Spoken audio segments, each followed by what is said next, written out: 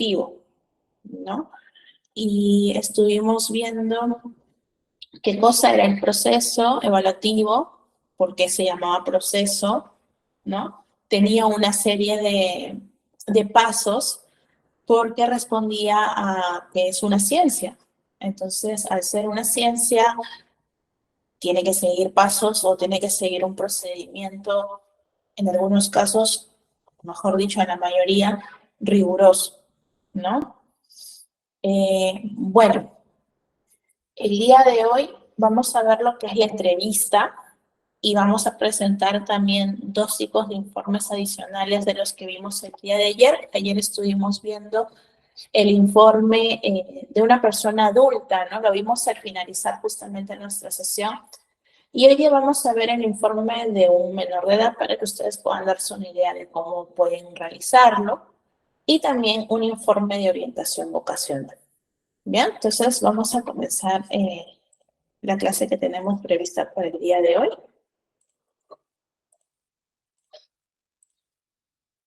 Bien, entonces el día de hoy tenemos el tema de la entrevista psicológica, ¿no?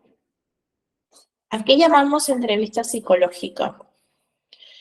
La entrevista en sí es un instrumento que nosotros los psicólogos vamos a utilizar para poder evaluar, ¿no? Para poder conocer la causística de una situación y cómo se da una problemática o cómo se dan varias problemáticas dentro de un ámbito específico acerca de una persona.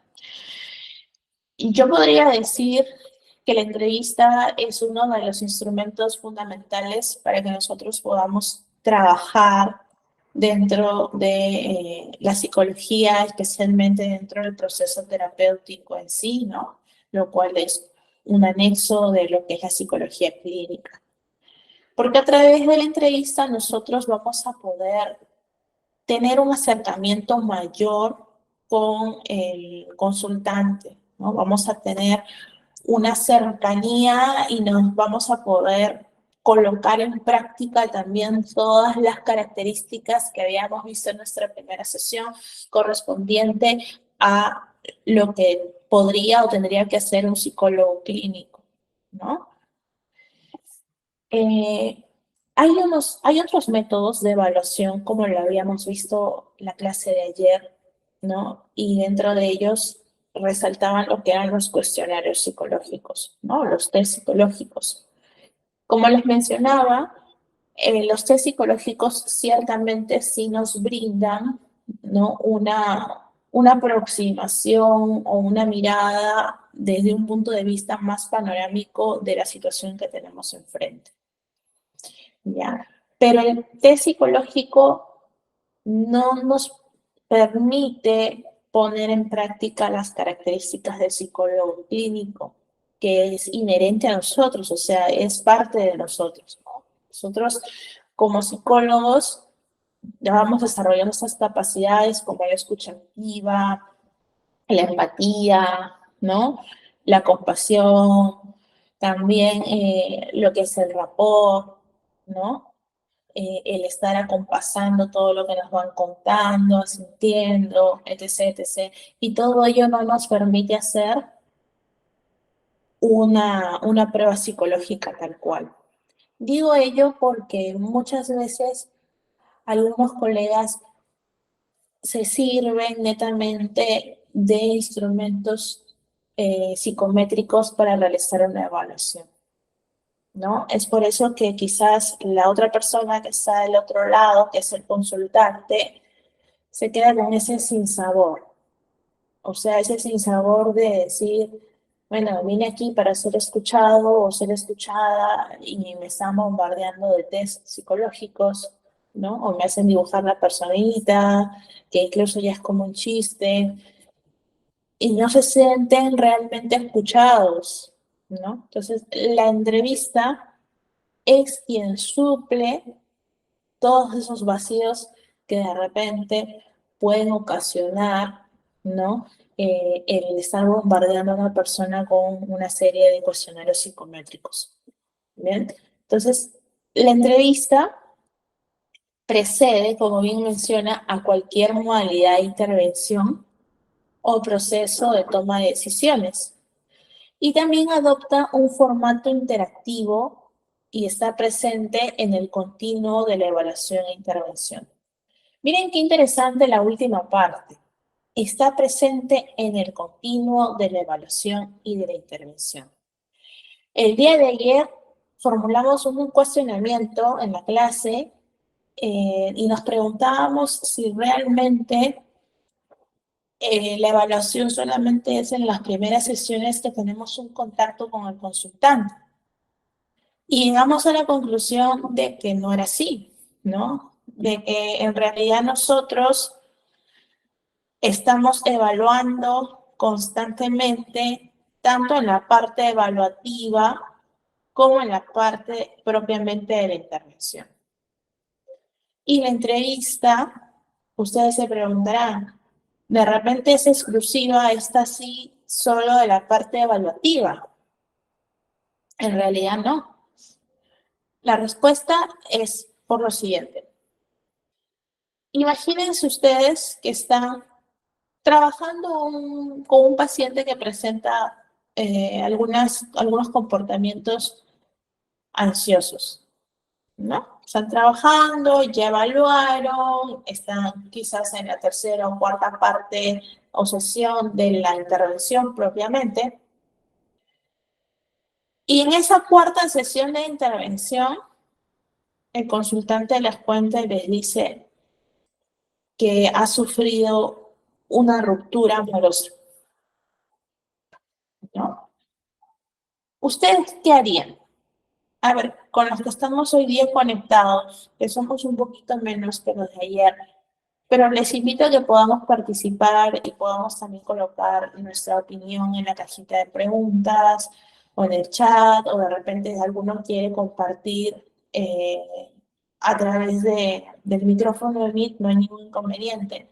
Pero me gustaría saber cómo procederían en ese momento. ¿Qué harían?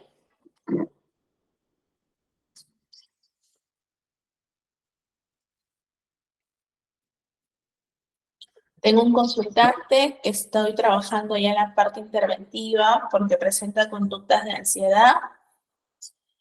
Y posteriormente, en la cuarta sesión, me dice que ha terminado una relación amorosa y que siente que le está afectando bastante. ¿Qué haríamos ahí?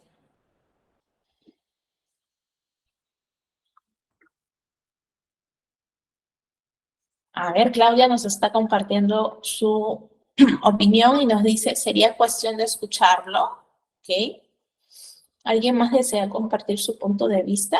Tirsa menciona, tendríamos que analizar en qué áreas está afectando o preguntar. Muy bien. Ambas son respuestas correctas. Claramente mi consultante quizás no está siguiendo el plan interventivo que yo he generado, ¿no? Para poder abordarlo. Hay un psicólogo que también es español, él se llama Juanjo Macías, y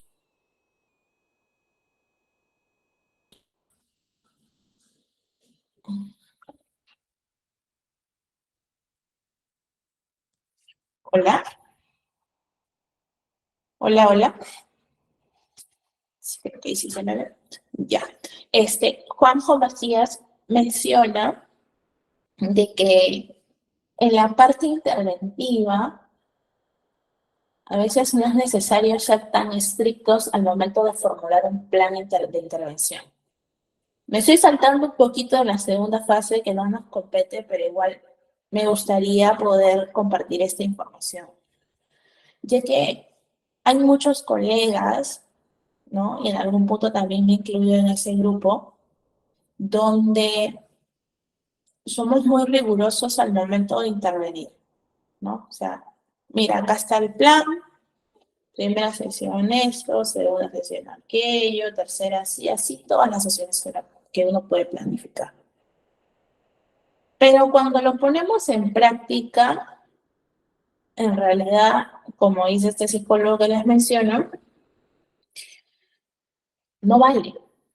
Y es cierto, conforme ustedes vayan adquiriendo más experticia, el realizar un plan interventivo nos ayuda a dar luz de lo que podemos hacer, pero no necesariamente tendría que ser una serie de pasos rígidos por seguir, ¿no?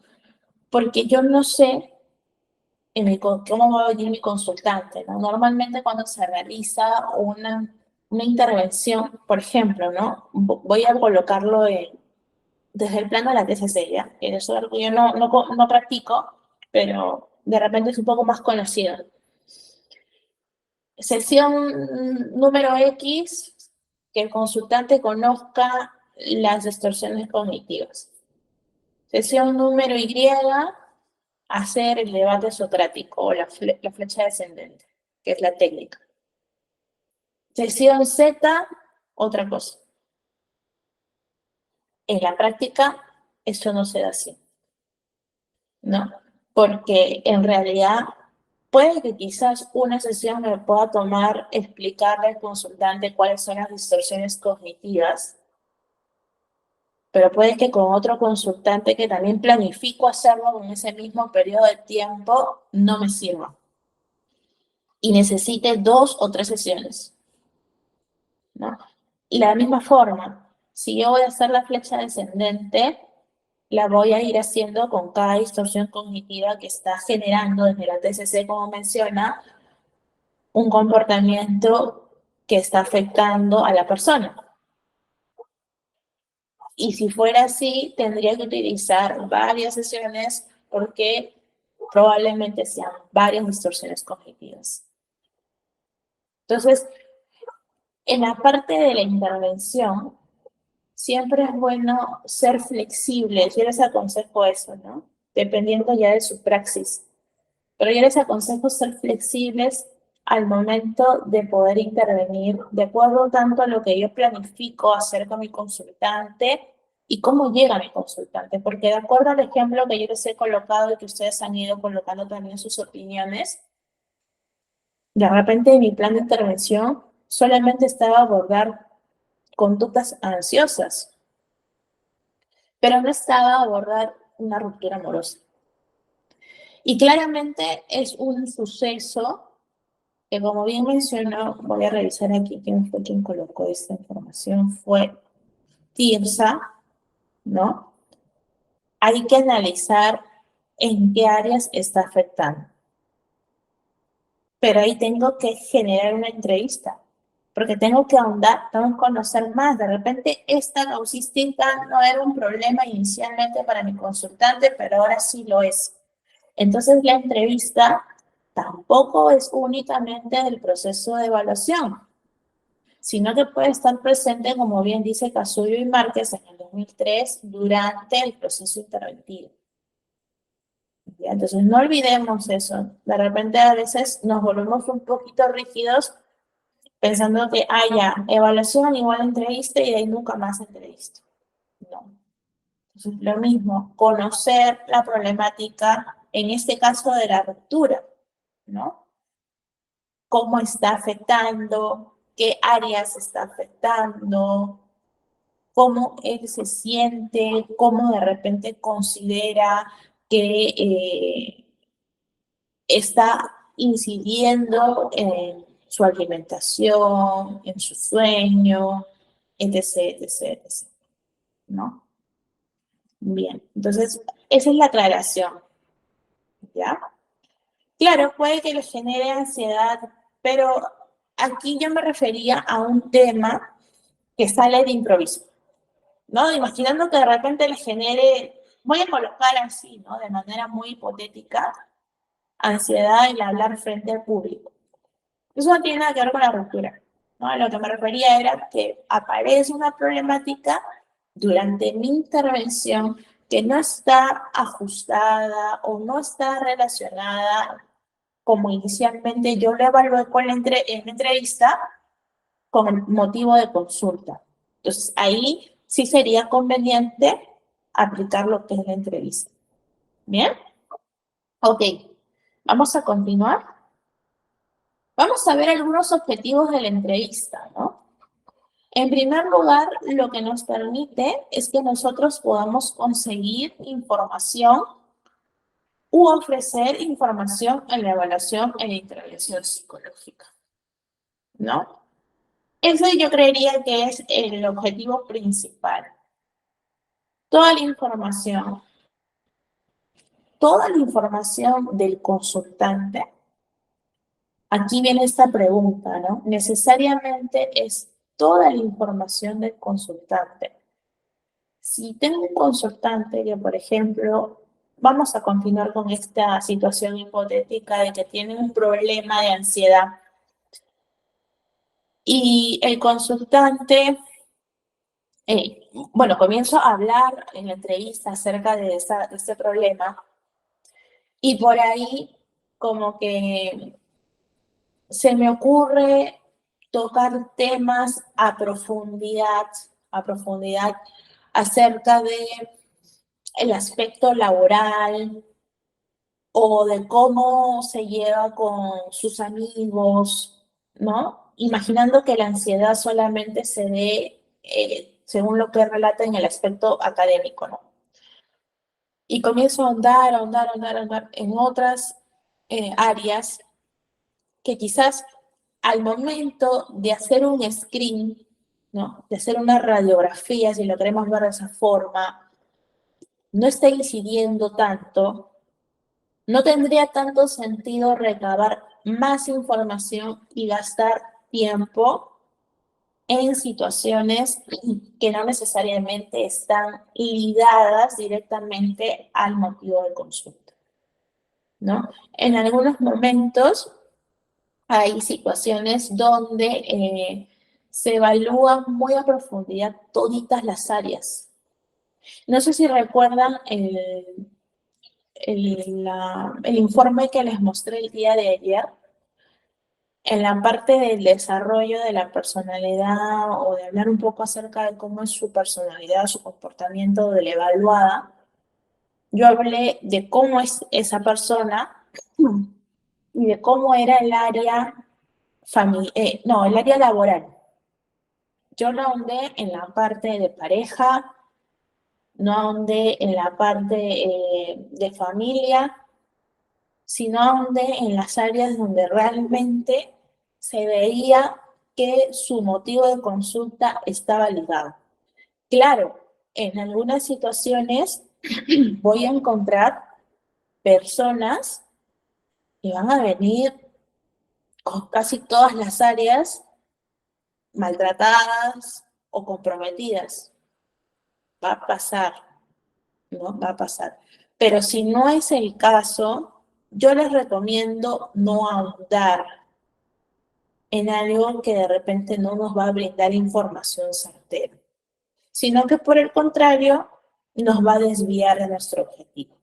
Ya recordemos que también cuando nosotros entrevistamos tenemos un objetivo. Nosotros tenemos que plantearnos esos objetivos. Conocer el problema, conocer también un poco al consultante.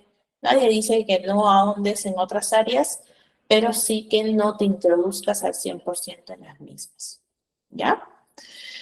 Luego, otro objetivo de la entrevista es que indaga sobre las características de personalidad, las estrategias, incidentes críticos, habilidades, competencias y datos biográficos en procesos de selección, ¿no? O sea, también es importante, como yo les decía ayer, conocer no solo la parte, netamente vamos a colocarlo, si pudiéramos colocar un color negra o gris del consultante, ¿no?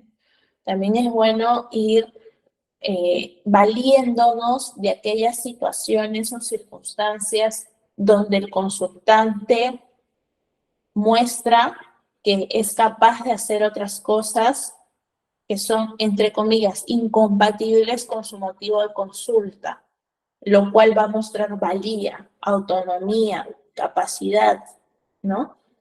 Y esto el consultante quizás no lo ve al momento que llega a las sesiones. Entonces también es importante que podamos dar ese brillito, esa luz, que no lo estamos sacando de libros de cuentos de hadas, sino lo estamos sacando de lo que estamos entrevistando. de lo que es real. Ya aquí nadie dice que vamos a inventar estos puntos. Y en realidad es la forma en cómo yo lo trabajo, ¿no? Como les vuelvo a repetir, cada uno tiene una forma diferente de hacerlo. Entonces podemos ir aprendiendo, podemos ir generando un compendio de cosas que nos llame la atención de otros profesionales, de otros psicólogos, e integrarlas para poder también ponerlas en práctica junto a nuestros consultantes. ¿Bien? Luego, otro objetivo es que nos permite indagar sobre los aspectos motivacionales, intereses y competencias en los procesos de orientación. Cuando yo tengo la entrevista como un instrumento dentro de la evaluación, voy a poder conocer también qué tan motivado se encuentra mi consultante para el proceso terapéutico, ¿no? Yo puedo ir viendo cómo mi consultante puede ir percibiendo su malestar, porque en algunos momentos de repente les va a tocar un consultante que viene, voy a colocar por una relación insana, ¿no? Y dice, mira, yo estoy aquí porque yo sé que él no me quiere, ¿no? Pero yo sé que él va a volver porque nuestra relación va a estar para siempre,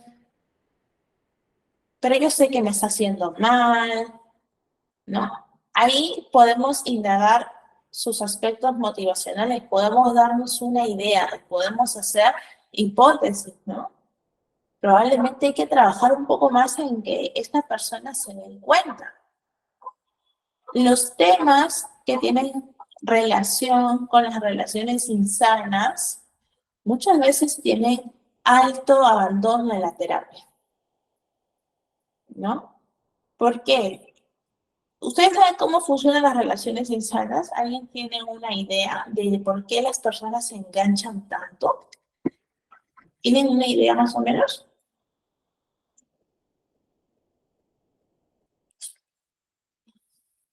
¿Alguien sabe? Ya, ok, pero ¿cómo se genera esa dependencia? Apego emocional, ok. ¿Ustedes en algún momento han ido a las maquinitas en estos juegos de azar? ¿Se han sentado ahí de repente con la abuelita o solos? No, sí, bueno. Ok, yo les cuento, yo he ido una vez, mi abuelita le gustaba antes cuando podía caminar, le gustaba ir, entonces la acompañamos un día con todas mis primas. En realidad yo no le encontré gusto, ¿no? Pero me puse a observar y de hecho eso responde a un principio del conductismo que es el reforzador intermitente. Cuando uno está sentado en estos juegos de azar, coloca la monedita, hay algunas maquinitas que tienes para jalar la palanca, otras que tienes para poder apretar el botón, ¿no? Y tú te puedes ver personas sentadas desde las 11 de la mañana hasta las 12 de la noche, ¿no? Porque dentro de ese lugar, ese espacio, te dan comida gratis, desayuno, almuerzo, te dan agua, te dan café, tienen baño, y todo. Es con el hotel. Ya. Pero ¿qué es lo que ancla a esas personas tantas horas estar sentadas ahí, no tienen nada que hacer en su casa? Y gastan dinero, hipotecan casas, ¿no? O sea, llegan a casos críticos a gastar mucho dinero. Lo que les impulsa es el reforzador intermitente. ¿Por qué? Porque yo al colocar la monedita, sé que en algún momento va a caer algo. Así sean 2 o 3 monedas, ¿no? Y siempre está esta creencia, si ustedes se sientan en algún momento, conversan con alguien que vaya a esos juegos de azar, les pueden decir que siempre está esta creencia que si bajan 1, 2 o 3 monedas, después de un lapso de tiempo, no se sabe cuándo, va a bajar más y en algún momento se va a dar lo que se conoce reventar la máquina, ¿no? Reventar la máquina, puedes tener $2.000, $5.000, no sé cuál sea el pozo. Y van viendo, van estudiando ellos las máquinas, más o menos de acuerdo a sus hipótesis que hacen, de tanto tiempo que están ahí sentados, pero eso es lo que les ancla. Ahora, hay otros factores adicionales, ¿no? Las lucecitas, las musiquitas, todo eso se involucra, se integra y genera que la persona esté ahí. Pero lo que más se genera en términos, vamos a colocarlo así, de dependencia, es este reforzador intermitente de que va a bajar las moneditas en algún momento. Y esas moneditas son una recompensa, porque te dan luz de que tú no sabes cuándo, en algún momento va a volver a caer más y más y más. Ya, ese mismo principio, esa misma dinámica se extrapola en las relaciones insanas. Porque las personas que están atrapadas en ese tipo de relaciones están atrapadas por un reforzador intermitente. No sabemos cuál es el reforzador exactamente, tenemos que conocerlo, pero es eso que hace que la persona se ancle. No, él va a dejar a su pareja por mí. Sí, porque pasó un fin de semana conmigo y ahí ya me lo prometió y me dijo que yo le dé chance un mes. ¿Cuál es el reforzador? El reforzador es que pasó una semana, un fin de semana con esta persona, se fueron de viaje, vivieron una experiencia bonita, fuera de la rutina, hizo que se ancle. Pasa el mes, sucede algo que no es congruente con lo que le dijo esta persona, ahí entra el bajón emocional, ¿no? Pero dice, no, pero yo sé que él me ha mandado chocolates. Durante este mes me ha mandado chocolates, me ha escrito cosas bonitas, me ha dicho, no sé, mi princesa, qué sé yo, tantas cosas que no escucho en sesión. Ya, eso es un reforzador. La persona no sabe cuándo, pero va a llegar algo y va a llegar el reforzador mayor, así como en las maquinitas, que va a reventar la maquinita. ¿Cuál es el reforzador mayor en una relación dependiente en que la persona supuestamente va a cambiar y se va a quedar y va a formar la familia feliz o la pareja feliz? Aunado a otro tipo de creencias que también puede tener la persona, ¿no? Que se hace dependiente. Pero ese es el factor principal. Si nosotros lo extrapolamos en el área de dependencias, ¿no? Porque ahora se habla de adicción, adicciones conductuales, adicciones no conductuales, en realidad es todo también un lío ahí. Uno, cuando comienza a entrevistar a un adicto, entrevista, valga la redundancia, tú vas viendo sus aspectos motivacionales. Yo fumo marihuana todos los días, pero yo sé que es sano y no me va a hacer mal, ¿no? Eso siempre va a depender, porque la marihuana también es un tema controversial. Pero si ponemos, ya, vamos a poner la cocaína, que es altamente adictiva. Es adictiva, ¿por qué? Porque su reforzador llega muy rápido, ¿no? Es una droga que tiene efectos casi al segundo de snifar. Entonces llega y llega un reforzador altamente potente. Te levanta, puedes hacer tus cosas de buen humor, tienes un buen semblante, quieres conversar con la gente, te ríes, es el ser sociable, productivo, después de una juergazo. Y si yo tengo una persona enfrente y me dice, oye, si yo consumo cocaína todos los días para levantarme, pero yo sé que eso no me va a hacer mal. Algunos dicen que sí, como por ahí he leído un artículo que dice que hace mal.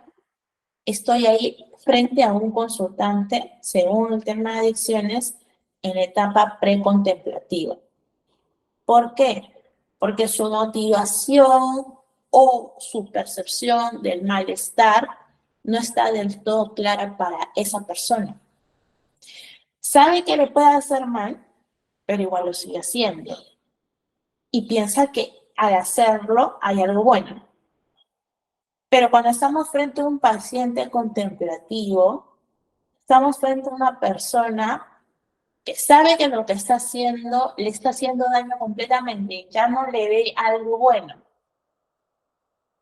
Entonces, su motivación se espera que sea mayor que la del precontemplativo. No quiere decir que nosotros no podamos intervenir al precontemplativo. Si ya nos despojamos de temas de adicciones y lo llevamos a otra causística, no quiere decir que no podamos intervenir a un precontemplativo. Sí podemos. De hecho, la AC, desde este enfoque, hay una postura, o no se llama técnica, pero sí es como que un paso importante, que se llama la desesperanza creativa. donde nosotros tratamos de hacerle entender al consultante que, o sea, que él solo se dé cuenta, ojo, nosotros no le vamos a decir que él solo se dé cuenta cómo puede incidir lo que está haciendo, su forma de vida, por ejemplo, de acá a 5 años, a 10 años. Estoy hablando muy en general lo que consiste esto que les estoy mencionando, que es la desesperanza creativa, ¿no? Pero esto ayuda a que, por ejemplo, un precontemplativo se pueda volver más contemplativo, se pueda volver más consciente, pueda motivarse más y pueda darse cuenta de que lo que está haciendo actualmente no le hace del todo bien y pueda sobre todo tomar cartas en el asunto, que es algo que se espera se pueda hacer, se pueda gestionar. Al fin y al cabo, nosotros ayudamos a que los consultantes tengan cambios de comportamiento, ¿no? Entonces tenemos que también ayudar a que ellos mismos se encuentren estas motivaciones, se anclen a estas motivaciones y se den cuenta de que quizás su perspectiva no es del todo limpia al momento que llegan. Muchos van a llegar en ese mood precontemplativo. Claudia ya menciona, todo ello genera las diversas hormonas como la oxitocina y los hace dependientes, ¿cierto?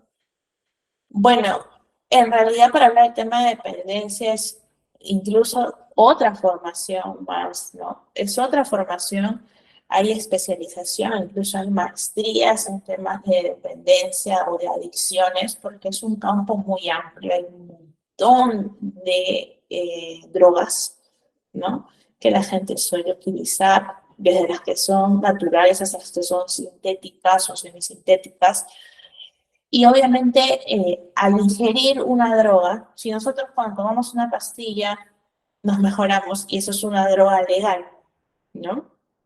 Imagínense todo lo que puede provocar una droga, o sea, un LSD, ¿no? O sea, lo que provoca evidentemente es un cambio totalmente abrupto a nivel neurológico, a nivel comportamental, ¿no? A nivel cognitivo, se genera también lo que es la tolerancia, el síndrome de abstinencia, o sea, hay un compromiso total del organismo. No es que solo afecte una parte de, ¿no? Normalmente estas drogas sintéticas son las que más tienen propensión a generar mayor adicción. Es todo un campo muy amplio, ¿no? A quienes les interese lo pueden ahondar porque en realidad hay que saber y manejar bastante información para hacer una buena entrevista, una buena praxis, ¿no? De hecho, aquí en Perú hay dos instituciones, una de ellas de repente la deben de conocer, se llama Cedro, y la otra que me parece que es del Estado o es pública, se llama De Vida, ¿no? Ellos se encargan de trabajar todo el tema de adicciones y también tienen, sé que De Vida tiene una biblioteca donde ellos se encargan como institución de generar publicaciones.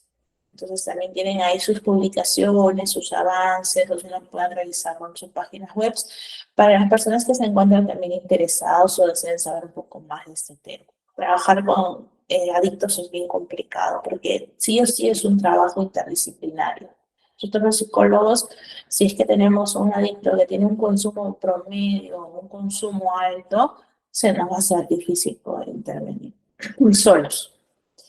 Bien, entonces ahí podemos ir midiendo un poquito los aspectos motivacionales, ¿no? Ahora, ¿qué haríamos si tenemos a un adolescente que viene porque su mamá le dice que tiene que venir? ¿Cómo haríamos ahí la entrevista? ¿Cómo podríamos nosotros trabajar con esta persona? A ver, ¿alguna idea?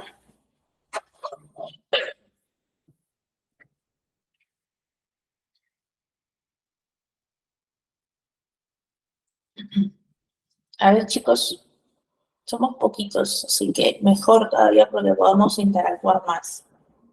¿Alguna idea por ahí de cómo podríamos abordar a este adolescente?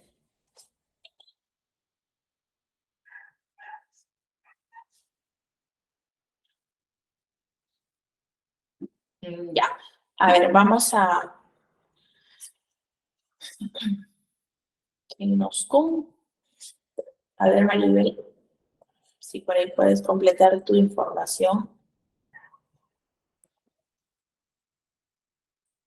Normalmente cuando vienen los adolescentes, eh, en la mayoría, aunque ya no todos, antes estaba esta creencia de que necesariamente todos venían en contra de su voluntad. Ahora hay varios que sí vienen por su propia voluntad y que incluso piden venir al psicólogo.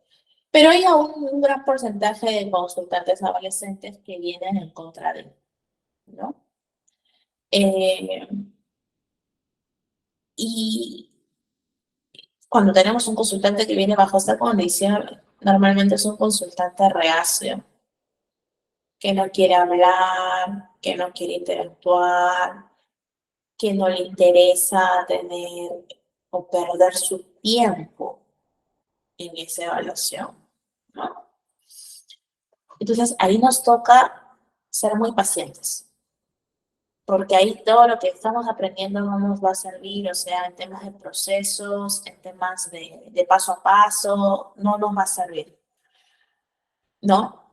Por ejemplo, si yo tengo un consultante que es adolescente, es muy importante que nosotros podamos dejar en claro que lo que nos cuente va a quedar entre nosotros, que realmente sea así como les decía el día de ayer.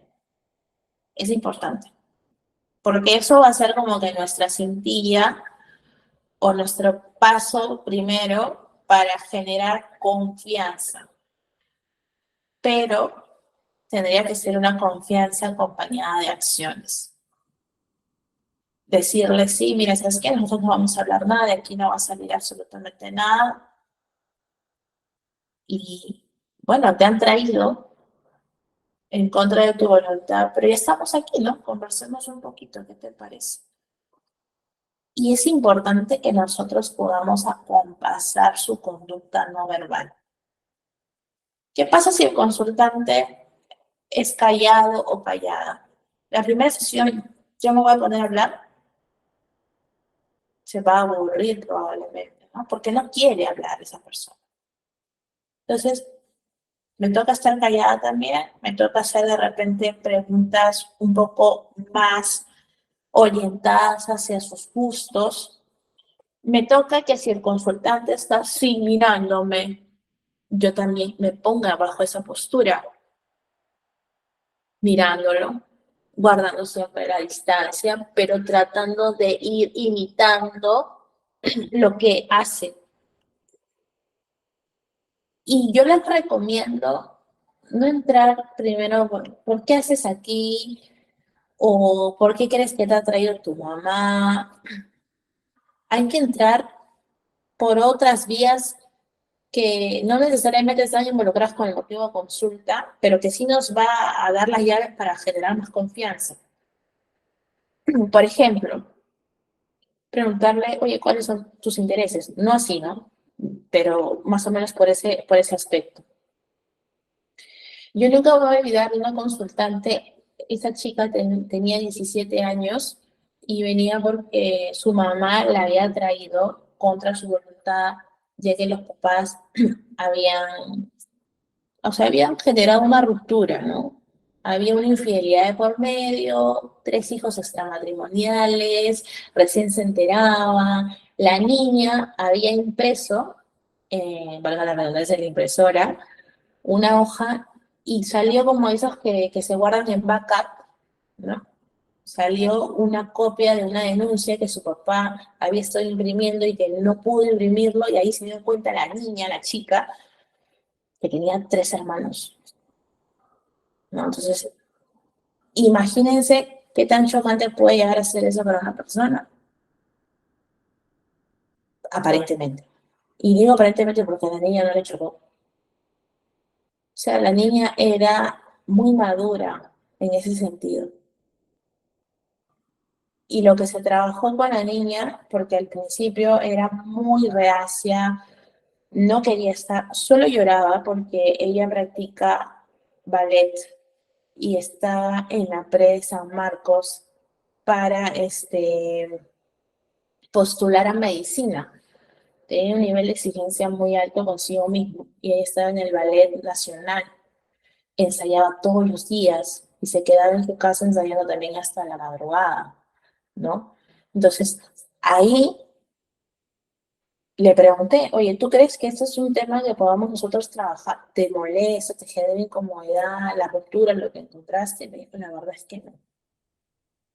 La verdad es que no, y siento que acá estoy perdiendo el tiempo y lloraba un montón. Toda la sesión se la pasó llorando porque ella decía que en vez de estar ahí, tendría que estar estudiando. O sea, imagínense su nivel de exigencia, de autoexigencia de ella misma.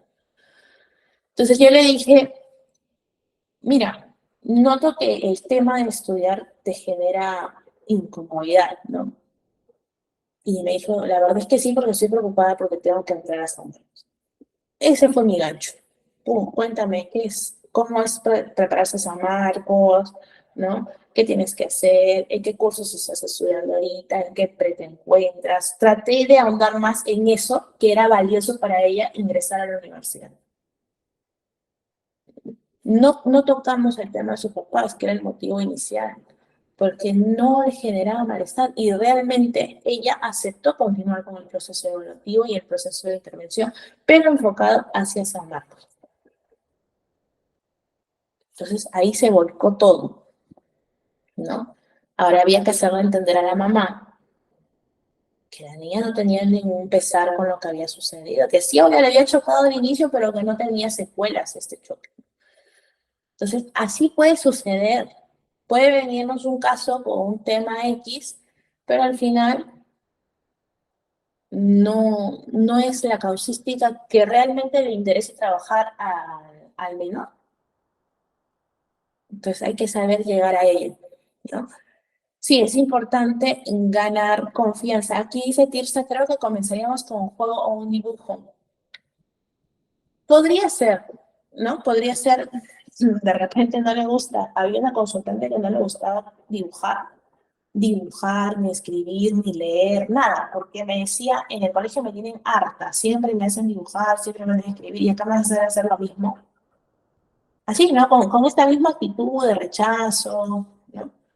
Entonces, bueno, si no quieres, hablemos otra cosa, y coincidimos en que nos gustaba pintar. Pero ella decía que pintaba en su celular, dibujaba en su celular, pero no me quería decir qué cosa. Entonces yo no ahondé más. Bueno, le dije, a ver, cuéntame, o insistí más en saber qué cosa dibujaba. No, me bastó con que me diga, me gusta dibujar, eso para mí ya era algo ganado. Y así es, con consultantes adolescentes se va así, de poco en poco. No podemos apretar el acelerador y pretender que lo vamos a tener en el bolsillo. Algunos sí, porque hay unos que son muy dispuestos, hay otros que, como les estoy comentando, colocan ciertos obstáculos o resistencias. Ganar confianza sí, y esa es una de las formas que se puede ganar confianza, ¿no? Hay que saber imitar, Tirsa. O sea, no es que necesariamente va a ser así, le pone así y yo ahí mismo, ¡pum! No, no, es muy sutil, es muy despacio, ¿no? Y no necesariamente todas las conductas que haga son las que yo voy a copiar. Y luego tenemos, para ganar su confianza, quizás podemos hablar de cosas cotidianas de su vida, de su entorno, exacto, y ¿no? Tratar de ingresar por ese aspecto. Bien, Shirley, creo que quieres comentar algo. Te escribí, pues. Claro. 15 minutos que me demoran en responder. Creo que no. Y ahí la sugerencia. Gracias por ahí, Valeria. Listo, entonces vamos a ver el cuarto objetivo, que es investigar el conocimiento que pone en juego un experto cuando resuelve problemas de su competencia, orientar o asesorar y comunicar a clientes o pacientes los resultados de cualquier proceso evaluativo. O sea, nos toca investigar cuando estamos trabajando desde el instrumento de la entrevista. El consultante como mayor referente. ¿Qué quiere decir esto? El día de ayer preguntaban cómo saber si mi consultante me miente o no me miente.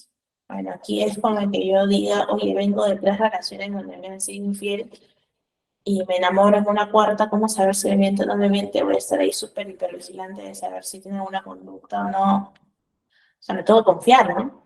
Ya si me pone nuevamente los cuernos, y pues, pero me toca confiar. Lo mismo pasa aquí. Nos toca confiar en los consultantes, ¿no?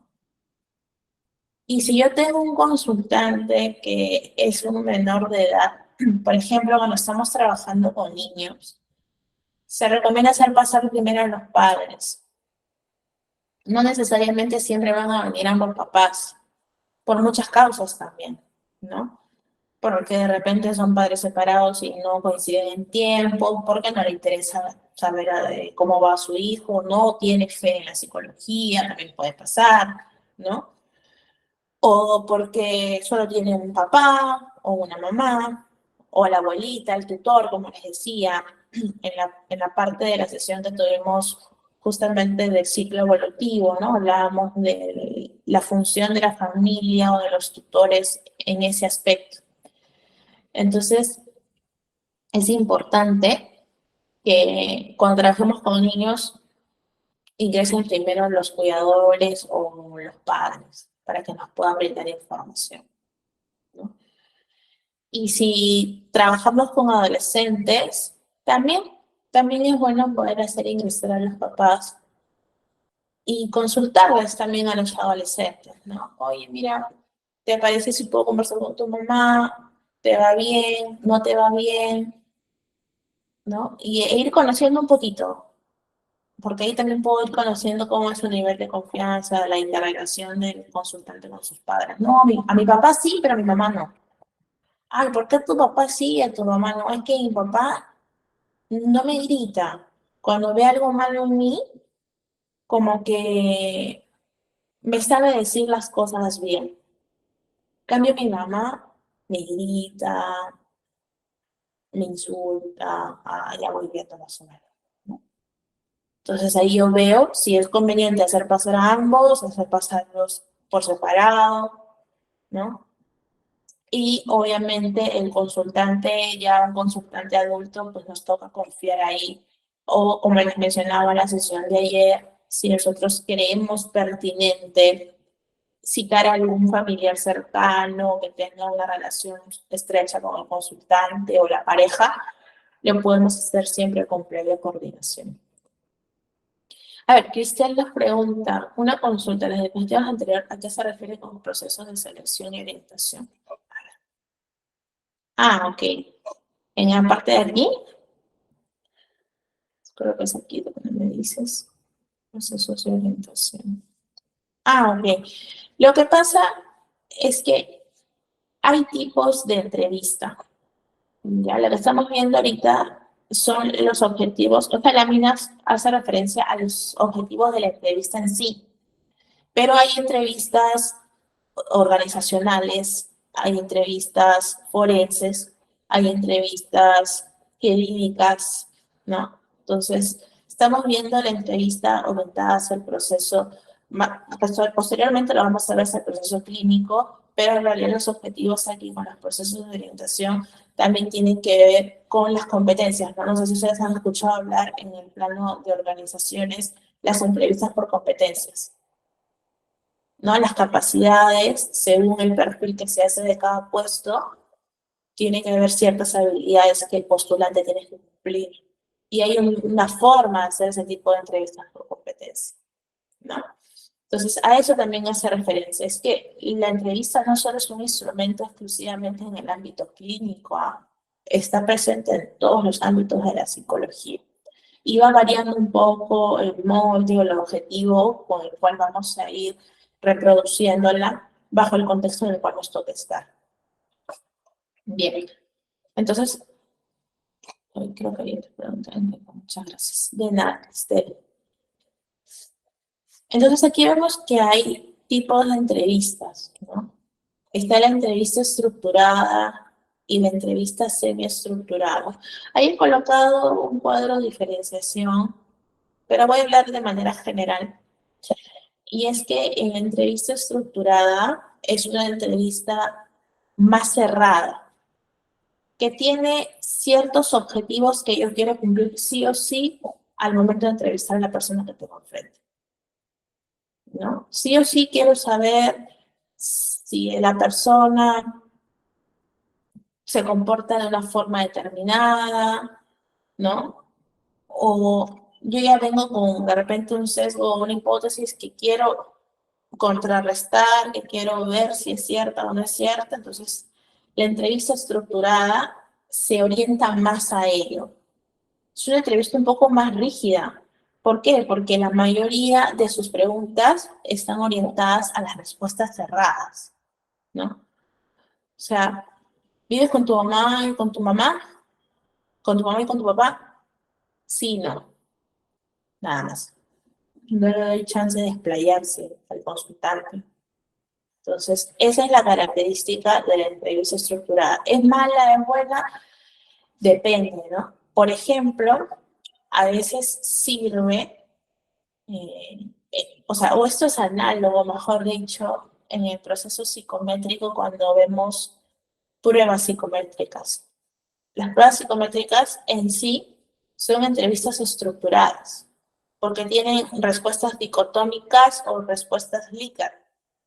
No te permiten ahondar más. No te permiten. Mira, acá tengo una. Voy a presentar.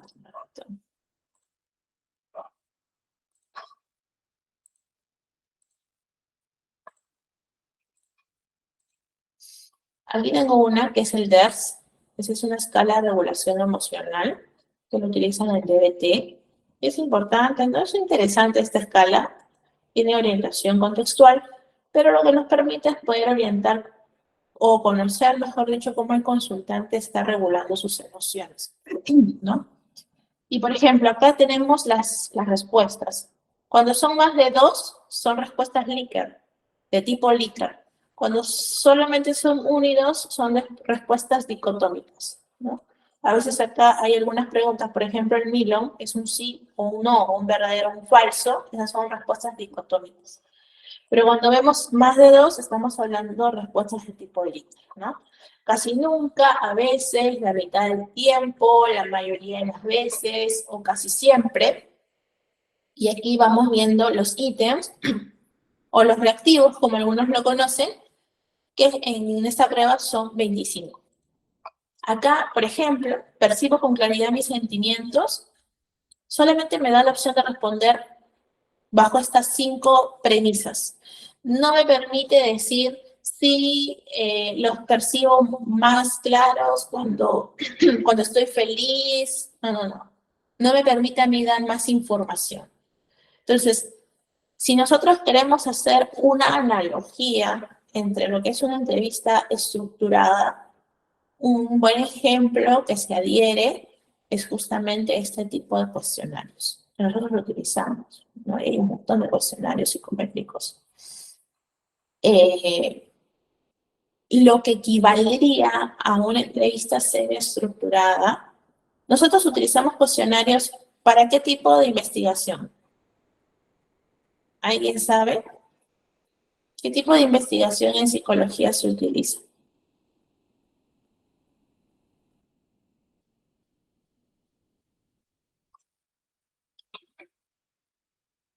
¿Alguien tiene alguna idea?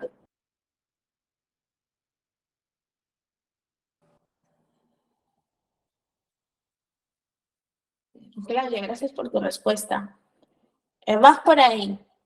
Es la antagónica o el otro tipo, que vendría a ser la entrevista cuantitativa. Cuanti, recuerden, cuánto me está hablando de números, me está hablando de procesamientos estadísticos orientados más a términos con respecto a números, media, promedia, prueba paramétrica, no paramétrica, y así un montón de cosas más referentes a lo que es la evaluación o la investigación cuantitativa. Entonces, nosotros utilizamos este tipo de test normalmente en investigaciones cuantitativas. Para graduarnos, ¿no? De psicólogos nos piden hacer tesis, y las tesis pueden ser descriptivas, correlativas, Y bueno, dependiendo de cada institución, puede haber otro tipo más de aceptación en otras investigaciones, ¿no? Porque las hay experimentales, no experimentales, cuasi experimentales, y tenemos la otra cara, que es la cualitativa. Y la cualitativa, por ejemplo, en la Universidad Católica es una de las universidades que tienen mayor investigación en este tema, en este tipo de investigación. Porque normalmente nosotros hacemos cuantitativa. ¿Y por qué más utilizamos la cuantitativa? Uno, porque la mayoría de las regulaciones de las universidades están orientadas hacia las cuanti. Y dos, porque yo muy rara vez voy a generar un cuestionario. No toma tanto tiempo. La cualitativa, en teoría, toma un poquito más de tiempo. ¿Por qué? Porque tengo que generar una entrevista, que ahí entra a tallar la entrevista semiestructurada, ¿no? Voy a conocer más al ser humano que tengo enfrente, porque normalmente se hace de uno en uno, o algunos lo toman en grupo y en grupo reducido. Entonces, la entrevista cualitativa vendría a ser la analogía a lo que es la entrevista semiestructurada a una prueba psicométrica. La entrevista cualitativa vendría a ser la parte de una entrevista semiestructurada, ¿no? Y una entrevista semiestructurada nos permite poder ahondar más y darle justamente esta libertad al consultante de poder explayarse más. ¿Ya? Entonces, lo más idóneo es que nosotros podamos trabajar con la cualitativa, o es donde más se enmarca lo que es la entrevista desde la psicología clínica, ¿no? A ver, aquí yo tengo un modelo de niños, o sea, de entrevista a los padres, ¿no? La conocida anamnesis. Entonces, se las voy a proyectar para poder conocer un poquito más en la práctica cómo sería una entrevista semiestructurada.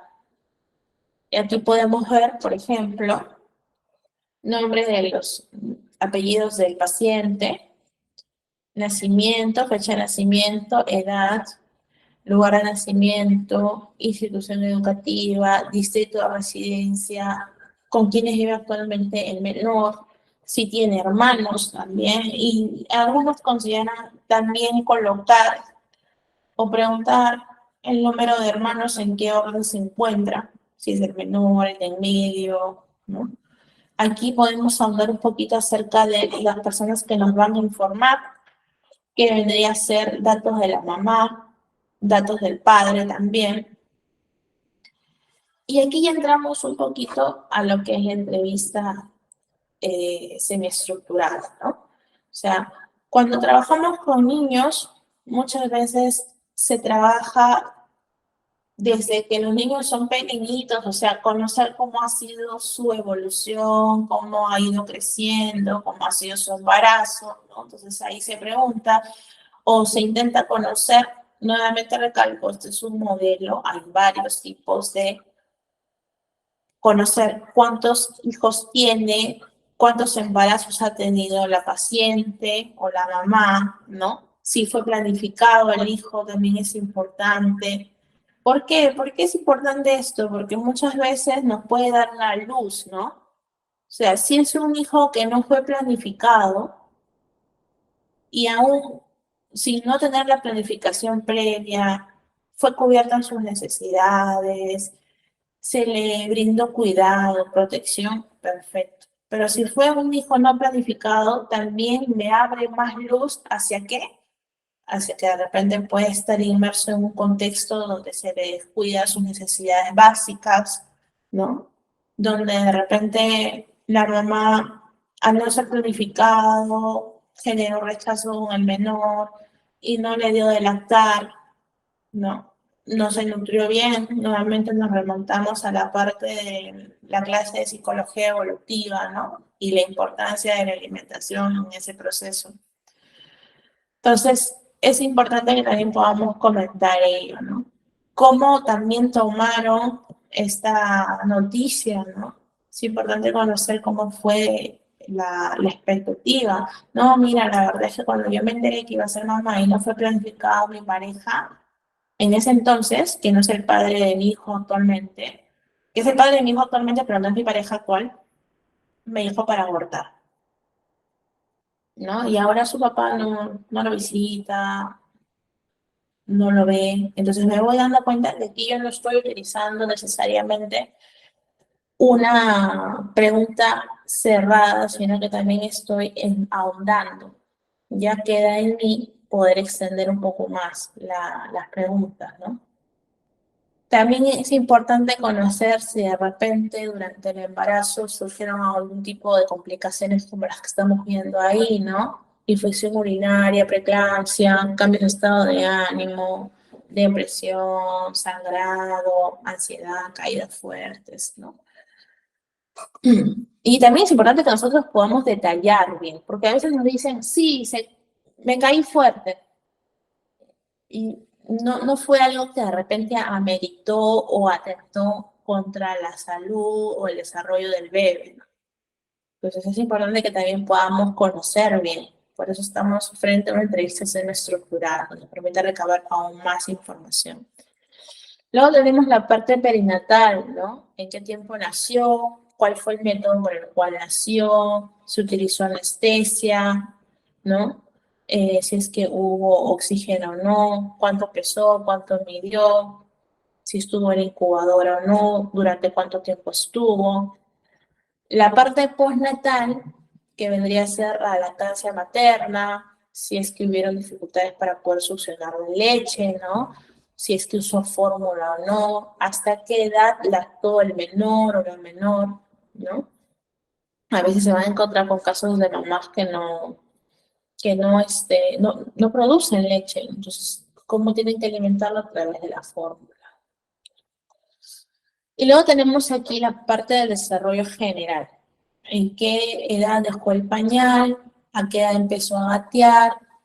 ¿A qué edad comienza a caminar? ¿No? Todo lo que es el proceso de desarrollo psicomotor. ¿A qué edad balbuceó también? Las primeras palabras que dijo, ¿no? ¿A qué edad las dijo? ¿A qué edad las dijo también? Si es que su hijo actualmente responde cuando le llaman por su nombre, ¿no? Si es que el niño pide para ir a defecar, sí o no. Acá las respuestas están encerradas, ¿no? Sí o no. ¿Qué pasa si la mamá me dice depende? Ah, ok, ¿de qué depende? Ah, si está con su papá, sí pide. Porque sabe que si se hace en los pañales o en su ropa interior, su papá le da un correazo. Entonces tiene miedo, pero si está conmigo, no, a mí me pide que yo lo acompañe, que yo lo limpie. Entonces vamos viendo de repente estilos de crianzas opuestos, ¿no? Entonces, en un estilo de crianzas opuestos, normalmente los menores se confunden y están como que por un lado un bando y por el otro lado el otro bando, pero siempre confundidos porque no saben qué estilo de crianza va a gobernar en sí. Luego tenemos aquí si es que las otras personas ajenas a la familia entienden lo que les hablan, cuáles son sus expresiones o no muestra expresiones, ¿no? Aquí voy viendo un poco la parte de la independencia del menor, también voy conociendo un poquito cómo es esta relación con personas que son ajenas a su entorno familiar o de confianza. Y aquí la parte de hábitos, ¿no? Si es que requiere ayuda para comer, usa cubiertos, tiene apetito, cuántas horas más o menos duerme. Aquí me voy dando cuenta que la mayoría de las preguntas son cerradas. Sí, se pone así porque es un formato. Ya cuando uno comienza a generar la entrevista, lo idóneo es que podamos ahondar mucho más, ¿no? Porque siempre va a haber un depende de parte de los padres, ¿no? Ah, cuando está con fulano, o cuando está con mengano, o cuando juega en la play, tiene tal conducta, se aguanta las ganas de orinar, ¿no? ¿Y quién regula? Y yo puedo preguntar, por ejemplo, ¿y quién regula el tiempo de permanencia en la play? ¿Dónde se encuentra la play? Ah, no, la play se encuentra en su habitación. Tiene el menor de 6 años, tiene una televisión de 50 pulgadas y tiene su play. ¿Qué indicador me da? ¿Qué posible indicador? Si tienen un padre, eso parece broma, pero es real. ¿Qué posible indicador podríamos detectar ahí?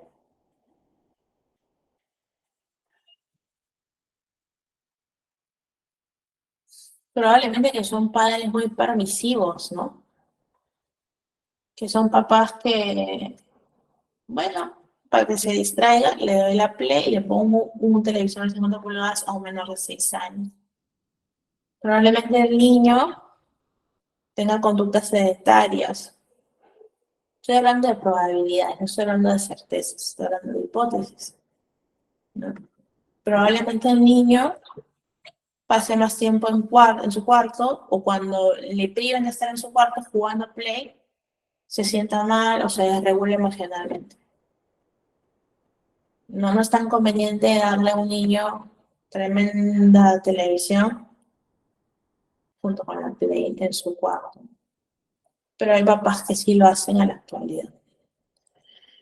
Bien, aquí vemos también la parte de cómo el niño puede ayudar en casa, ¿no? Hay papás que son totalmente permisivos. No, tú no levantes el plato, o tú no lleves tal cosa, no hagas nada, tú solamente estudia. Entonces no están desarrollando la parte de la responsabilidad que desde muy pequeños es ideal que se puedan ir fomentando, ¿no?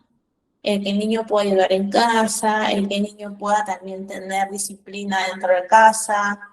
Y es importante que nosotros podamos conocer cómo son los castigos o los premios que los padres le dan. Ah, sí, cada vez que mi hijo se porta bien, yo le doy una torta de chocolate. O sea que si su hijo se porta bien 7 días a la semana, el niño come 7 porciones de chocolate en la semana. Sí, con orgullo lo dicen, ¿no? Entonces, ahí estamos viendo que quizás la administración de reforzadores o el programa de reforzamiento que están utilizando no es muy adecuado con el menor, ¿no? Y también conocer las respuestas inadaptativas, como por ejemplo si el niño se muerde las uñas, si le sudan las manos, los pies, hay niños que tienen hiperhidrosis, ¿no? Y que ya es una condición más a nivel endocrino que de repente a nivel psicológico, ¿no? Entonces también es bueno que podamos hacer esa diferenciación. Si es que presenta llanto frecuente, o casi siempre quiere estar solo, o se frustra rápidamente, si por ahí tiene pensamientos negativos acerca de sí mismos, ¿no? Presenta problemas con la alimentación, o por ahí durante el sueño comienza a levantarse, patea, habla solo. Luego tenemos la parte de la historia médica, si es que consume algún tipo de medicamentos, ha tenido algún accidente donde ha perdido conocimiento, un accidente grave, si tuvo algún tipo de operación, ¿no? Y luego tenemos esta parte, la parte educativa, ¿no? Donde hablamos acerca de que si recibe estimulación temprana, ¿no? Cómo es en la primaria, cómo es en la secundaria. Eso también aplica para adolescentes y los antecedentes familiares, ¿no? Si por ahí de repente hay algún familiar cercano que tenga algún tipo de diagnóstico previo. Entonces, esa es más o menos una idea de cómo se puede hacer una entrevista semi-estructurada. Uno mismo también puede hacer una entrevista semi-estructurada, puede tener su propio modelo o diseñar su propio formato. Hay una muy interesante que es para adultos de la psicóloga Fernández Ballesteros. Tengo ahí el libro, se los voy a pasar. Y que es muy completo, ¿no? Porque se centra en la causística, que es el motivo de consulta, cómo ahondar, cómo conocer un poco más acerca del motivo de consulta.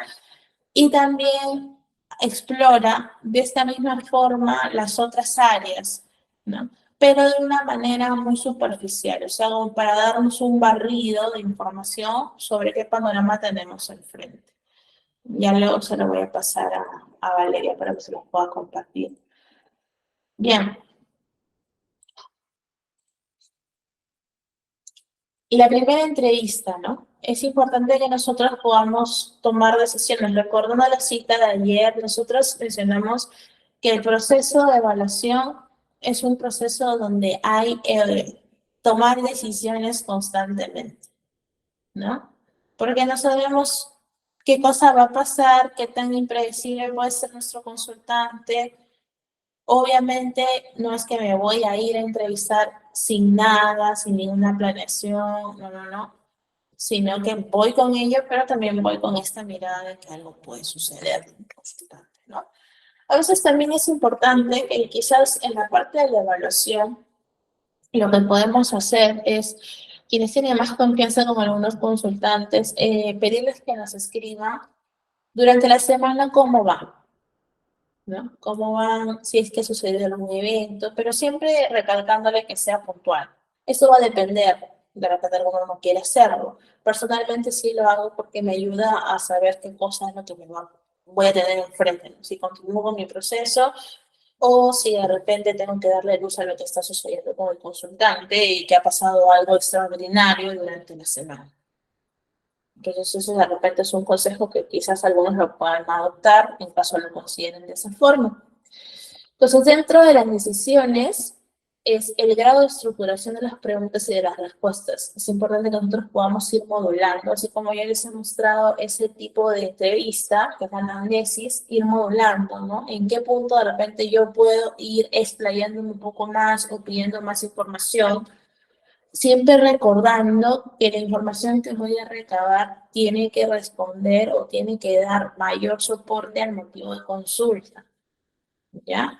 Y si por ahí yo voy notando que hay otra causística ajena al motivo de consulta, se le recomienda también darle justamente ese foco de atención a la otra causística, ¿no? Porque hay papás que, por ejemplo, vienen y dicen con los niños, ¿no? Mira, ¿sabes qué? Mi hijo llora mucho, yo creo que tiene depresión. Ya, puede que el niño esté triste, vamos a colocarlo así, ¿no? Pero también puede que el niño eh, esté sufriendo bullying en el colegio y los papás ni enterados, ¿no? Entonces también es importante que esta otra causística, aparte de repente del estilo de crianza que imparten los padres, puedan ser foco de atención al momento de hacer la entrevista.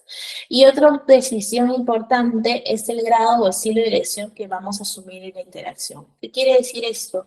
Que en algún momento, en las primeras sesiones, en la primera o en la segunda, como yo les decía en las primeras clases, va a venir un consultante que de repente tiene tanta carga emocional que hay que escucharlo, ¿no?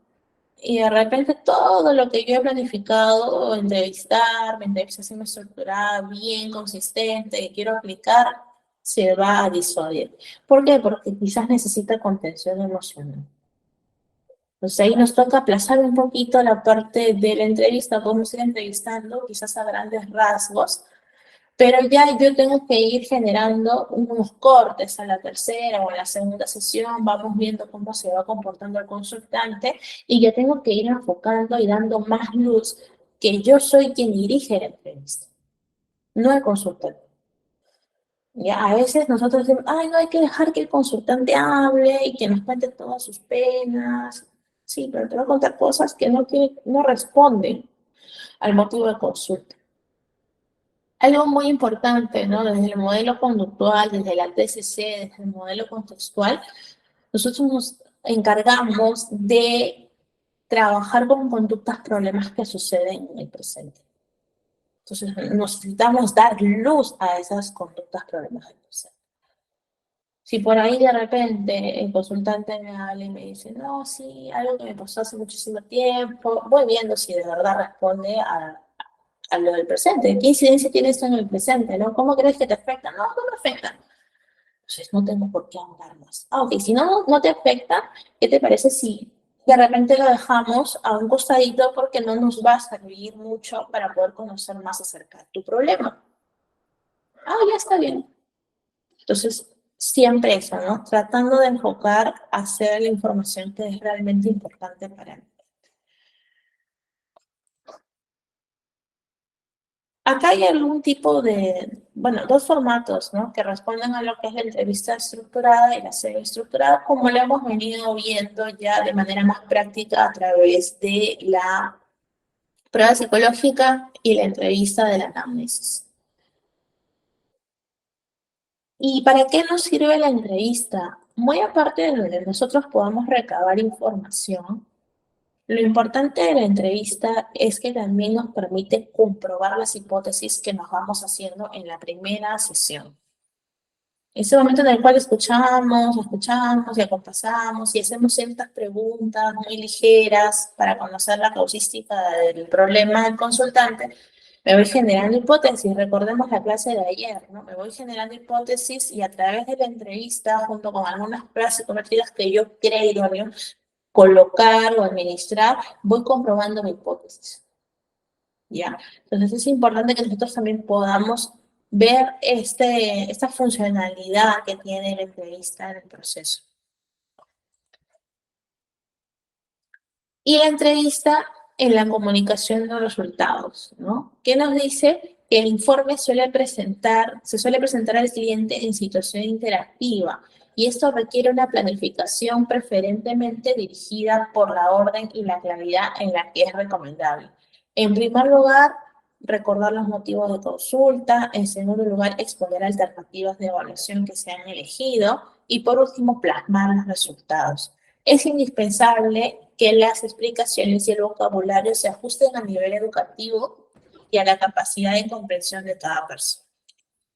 ¿Por qué? Por ejemplo, si viene una persona que no conoce de muchos tecnicismos, ¿de qué me sirve a mí decirle tienes trastorno bipolar 1 o 2? No va a entender. Entonces, lo que yo necesito es conocer el contexto cultural también de mi consultante. Por ejemplo, la TCC, algunos dicen que es un enfoque clasista.